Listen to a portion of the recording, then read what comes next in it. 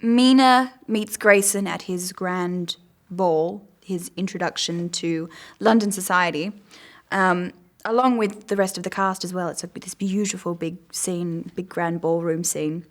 And when Mina sees Grayson for the first time, she is sort of overcome by this sense of knowing, of deja vu. Like, she recognizes him instantly, but cannot place why. And I think Grayson has a very different experience of Mina. He knows her as Ilona, as his wife who was killed, murdered in front of his eyes centuries ago. And so his response to her is he's just completely caught off guard and completely knocked off his feet by it, because his love for Mina was so intense.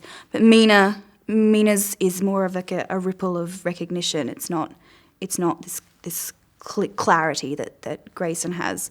This version of Dracula is a young sort of go-getting medical student, and she is the only female in her group, in her class. Like, there's no other at the time. I mean, there were no female students, studying medicine like she is.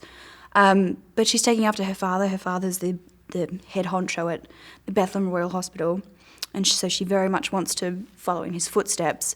But in doing so, she has to be very progressive, and she has to fight for what she wants. And I think that comes through a lot in sort of all aspects of her life. I think she's a bit of a fighter.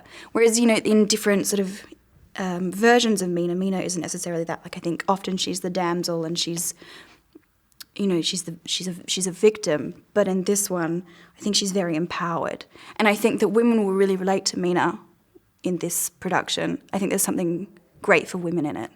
They're constantly evolving as well. Like, with the new scripts, there's this. The women seem to be very much removed from the constraints of the period. Like, I feel like Mina is, and their relationships as well. Like, I feel like Mina and Harker are very much have very much a modern relationship.